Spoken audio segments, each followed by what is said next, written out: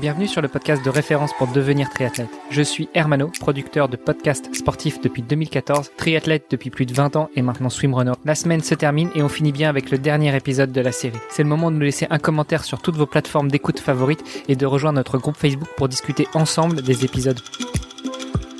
Salut les sportifs, c'est Hermano et vous êtes dans le dernier épisode de la semaine du podcast Devenir triathlète. Mon co-animateur est toujours à mes côtés. Salut Olivier. Salut Hermano. Et notre invité de la semaine, Stéphane Leca. Salut Stéphane. Salut. On a effectivement bien parlé de toi toute la semaine sur ta carrière de haut niveau. Hier, on a parlé de ta reconversion en tant qu'entraîneur national, régional, renational. Pour finir la semaine, j'aimerais qu'on aborde comment est-ce que on repère, on prépare des petits jeunes qui veulent aller au JO, puisque mardi tu nous as dit que ça faisait partie aussi de tes missions de faire briller la France et notamment aux Jeux Olympiques qui vont bientôt avoir lieu.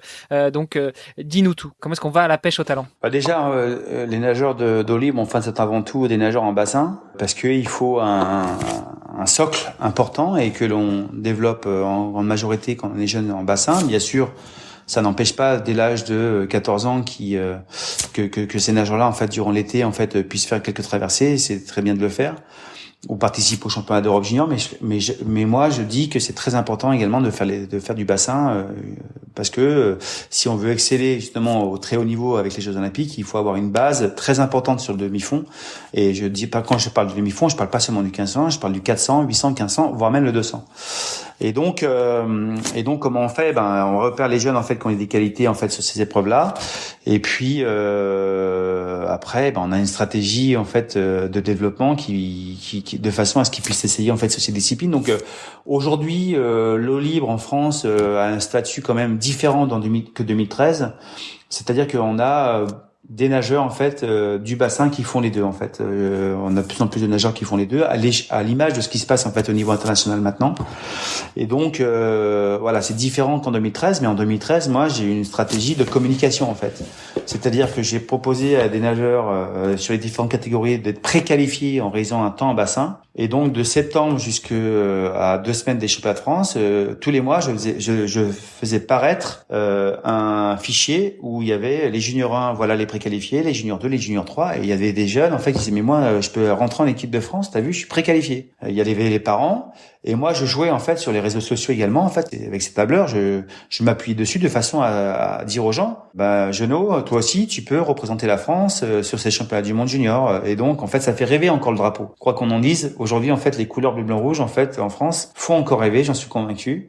Et on a eu plus de monde qui s'est inscrit dans la discipline, et puis on a élevé le niveau parce que le niveau de préqualification en bassin était élevé aussi, et puis après il fallait qu'ils s'expriment en eau libre. Et Stéphane, tu parles des qualités du coup à identifier chez les jeunes. Est-ce que c'est uniquement en fonction des résultats et de la perf, ou est-ce que même au niveau de la physiologie, au niveau du corps du nageur, est-ce que on peut reconnaître la différence entre un nageur d'eau libre ou un nageur en bassin? Non, par contre les qualités mentales, oui. Mais sauf que le premier passage c'est la performance chez les jeunes donc c'est le temps de préqualification et puis après la capacité à exploiter ce socle dont je parlais en eau libre pour finir dans les 2 ou 3 premiers au premier. Et puis une fois qu'on rentre en équipe de France, on a aujourd'hui un staff qui permet d'accompagner les entraîneurs et les nageurs dans le projet d'accession et au très haut niveau, avec dans le modèle de performance qu'on a construit les différents paramètres qui sont remplis par des compétences externes ou internes à la fédération, de façon à optimiser les chances de réussite. Alors tu parles justement de comment vous recrutez ces jeunes, que le drapeau fait toujours rêver, que le niveau en France est quand même relativement bon. Est-ce que tu peux nous faire petite photo de ce que représente la natation en eau libre en France, ou même au niveau européen? C'est peut-être un positionnement de la France par rapport aux grandes nations européennes. Alors je vais reprendre ce que tu viens de dire. Donc on est relativement bon en France. Donc on a fait première nation mondiale en 2019 au championnat du monde. On a fait deuxième nation mondiale en 2017. On a Marc-Antoine Olivier qui a fait la première médaille olympique à Rio en 2016. Pour moi, Aurélie Muller a fait vice-championne olympique, mais elle a été déclassée, mais elle est quand même touchée deuxième. Depuis 2013, on a gagné 74 médailles internationales, dont plus de 50% en or. Et on a fini plusieurs fois première nation européenne junior lors des championnats d'Europe junior. Voilà, c'est des résultats en fait qui sont quand même importants. C'est pas relativement bon, c'est clairement bon, non? Ah bah c'est toi qui as dit relativement, donc j'ai repris ton terme. Hein. C'est toi qui anime, hein. Donc chacun sa place. C'est comme en équipe de France. Et donc voilà, aujourd'hui en fait la place de la France en eau libre elle est importante à l'échelle mondiale, à l'échelle de la fédération aussi.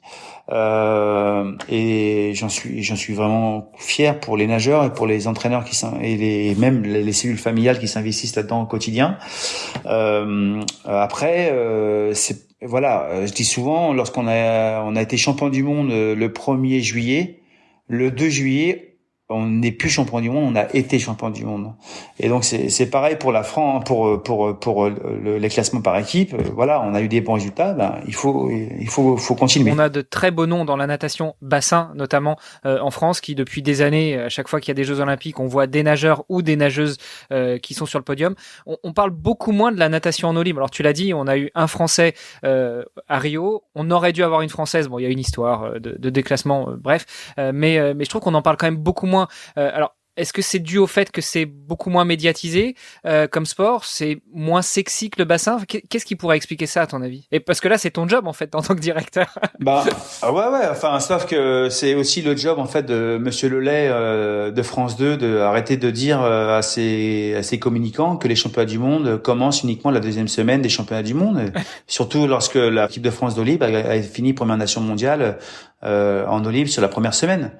Mais qu'est-ce que vous voulez que je fasse? Mon job en fait c'est de le dire, mais jamais en fait je serai à la place de Monsieur Lelay pour lui dire mais là en fait vous faites une bêtise parce que sur France 2 ou sur France 4 ça serait bien en fait d'arrêter de dire et puis en plus quand vous avez les droits de télévision et que vous les prenez pas vous pénalisez la discipline. Mais sauf que moi j'ai compris un truc, c'est que la danseuse de la discipline de la natation, ça restera toujours la natation course. Ça sera jamais l'eau libre, ça sera jamais la natation artistique, ça sera jamais le plongeon et ça sera jamais le water polo. Ça sera toujours la natation course parce que culturellement au niveau mondial c'est comme ça. Après moi mon rôle en fait c'est moi dans mon contrat en fait avec le ministère il n'est pas indiqué en fait que je dois faire la promotion de la discipline. Je le fais, mais je le fais parce qu'il y a des événements qui se créent et il y a aussi des médailles. Mais j'ai pas à faire la programmation et des médias en fait, que ça soit en fait radio ou de l'équipe ou de France D. Voilà, l'équipe en fait, il y avait aucun journaliste qui était présent au championnat d'Europe. Il y avait aucun journaliste de RMC qui était présent au championnat d'Europe. France 2 qui était présent, mais sur France 4 avec une retransmission pour le championnat d'Europe, c'était super. Bravo, mais on était très content pour une fois en fait que France 2 en fait fasse cette représentation, et d'ailleurs ça a été très suivi. Mais voilà, on sera jamais la danseuse. C'est pas grave. Je pense qu'on peut prendre acte aux prochaines grosses manifestations. On essaiera de se faire le porte-parole de la natation en eau libre. Et si tu veux venir témoigner de temps en temps, ce sera avec plaisir. Je vis très bien ça. Ce qui est difficile, c'est pour les athlètes. Et j'ai quelques athlètes des fois qui me disent, mais moi en fait c'est fini, je réponds plus à l'équipe. Et je lui dis, en fait il y a deux voies. En fait il y a deux choses. En fait soit tu réponds plus à l'équipe, et en fait, mais de toute façon ça ne changera rien. Donc vaut mieux en fait être sympa avec eux quand ils sont là, parce qu'au moins en fait tu fais la promotion de ce que tu fais et de la discipline. Parce que le fait que tu répondes pas, ça ne changera rien. Alors je te taquinais un petit peu avec ça, mais non, mais pas de problème. Hein. L'idée c'était d'embrayer sur une autre question. C'est justement comme la danseuse de la natation, c'est la natation de course, la natation bassin. Est-ce que t'as pas des jeunes justement que vous essayez de porter vers le très haut niveau en natation en eau libre, qui sont plutôt tentés de rester sur la natation de course, la natation bassin, parce que c'est plus médiatisé, parce que leur carrière s'en portera peut-être mieux, parce qu'au niveau des sponsors, au niveau des partenaires, ça marchera mieux qu'en eau libre? Alors non, j'en ai pas. J'ai des nageurs en fait en demi-fond qui sont bons, mais qui sont pas excellents en fait. Les meilleurs nageurs aujourd'hui de demi-fond, c'est des nageurs d'eau libre. Mais en même temps, j'avais dit quand j'ai pris ma fonction en 2013, j'avais dit si on veut être les meilleurs du monde en eau libre, les nageurs d'eau libre doivent être les meilleurs aussi en bassin. Et donc c'est ce qui se passe. Voilà. Après, vous savez, le champion du monde de 2019, il est champion du monde sur le 1500 et sur le 10 bornes. Patineri, il est champion olympique, il a gagné les championnats d'Europe dernièrement en fait sur le 10 bornes. Marc-Antoine en fait c'est il a nagé 14,55 au 1500 cet hiver, non préparé. Ça te fait rêver, Olivier? Moi aussi, hein. Mais moi aussi, hein. Franchement. La cartographie est en train un peu de changer et donc les deux se font. Donc c'est peut-être la chance de la discipline eau libre. Et je pense en plus que la discipline eau libre va être de plus en plus, elle va monter de plus en plus parce que elle est tendance en fait. Les milieux naturels, les gens ont de moins en moins envie de nager dans un bassin couvert. Ils veulent en fait de l'espace. Et puis tout simplement, il n'y a pas assez de piscines aussi. Enfin, je sais, bon, moi pour le coup, enfin, j'ai vécu à Paris et là maintenant je suis à Bruxelles, mais il y a pas suffisamment de piscines pour le nombre de triathlètes, pour le nombre de nageurs, etc. Les piscines sont bondées. Complètement. Et bon, donc voilà, ça c'est une chose. Et la deuxième, c'est que je pense que pour les Jeux Olympiques de Paris, ce qu'il faut savoir, c'est qu'il y a de grandes chances que le parcours se fasse dans la Seine, que la plaque d'arrivée et le départ en fait se fasse avec la Tour Eiffel sur la droite. Wow. Imaginez un Français qui touche premier sur la plaque d'arrivée avec la Tour Eiffel à droite, un peu plus haut. Ah, franchement, ce serait le top, quoi. Ça peut changer les choses. Il faut avoir envie quand même de nager dans la Seine. Hein. Bah, attends, t'es pas... Non, ça a beaucoup changé. Ça a beaucoup changé. Hein. Moi, j'ai fait le triathlon de Paris dans la Seine et je suis pas sorti avec des gros pustules. Hein. Ah, c'est sûr qu'à Bruges, ça serait plus compliqué. Mais aujourd'hui, dans la Seine, c'est mieux. Non, mais ça a beaucoup changé. Et puis c'est un peu dépollué avant les épreuves, non? Mais vraiment, la Seine, en fait, Anne Hidalgo fait, alors, je suis pas du tout politisé, hein, mais Anne Hidalgo fait un gros travail, en fait, sur la qualité de l'eau, en fait, au niveau de la Seine. Il y a des gens qui se baignent tous les jours aujourd'hui, en fait, dans la Seine, y compris l'hiver. Il y a plus en plus de variétés de poissons. Vraiment, il y a un gros travail de fait et il faut vraiment le souligner parce que c'est important. Okay. Et c'est pas des paroles en fait, il y a vraiment des actes importants. Justement, en parlant de paroles et d'actes, on arrive au terme de ton interview, Stéphane, de cette semaine d'interview. Si on devait retenir qu'une seule chose peut-être de tout ça, de ton parcours, de tes actions en tant que directeur du développement de la natation eau libre, du futur de tes nageuses et de tes nageurs, qu'est-ce que ça pourrait être? Je sais pas, moi j'aime bien avoir l'idée et le rêve que par mon action j'ai un rôle social qui permet en fait aux gens de pouvoir avoir du plaisir ou développer du plaisir.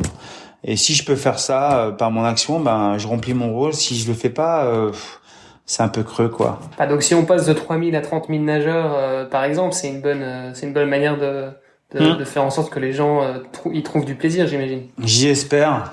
Ouais, il n'y a plus qu'à espérer que dans 10 ans, on passe de 30 000 à 300 000, c'est ça? À 300 000. Bah oui, même 1 million, hein, je veux dire, il n'y a pas de problème, on s'arrangera. 1/60 des Français, ça risque d'être chaud si on se met tous dans la Seine ou dans les différentes rivières, mais pourquoi pas, ouais. Bah on a beaucoup de lacs en France, hein, on a beaucoup de lacs, hein. Pas de problème, on fera des vagues. C'est le cas de le dire. Super, merci beaucoup Stéphane pour avoir répondu à toutes nos questions. Au plaisir, merci à vous. Juste avant de te laisser partir, la petite question traditionnelle, si les gens veulent te suivre, te poser des questions, suivre le développement de la Fédération française de natation en eau libre, où est-ce que ça se passe? Bon, alors moi j'ai un compte Instagram,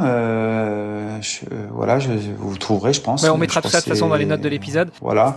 Puis voilà, et après voilà, j'ai un email en fait qui est sur le site de la fédération. Voilà, alors j'essaie de répondre aux questions, j'en ai quelques-unes, mais si j'en ai beaucoup trop d'un seul coup, ben on avisera et je vous demanderai de l'aide.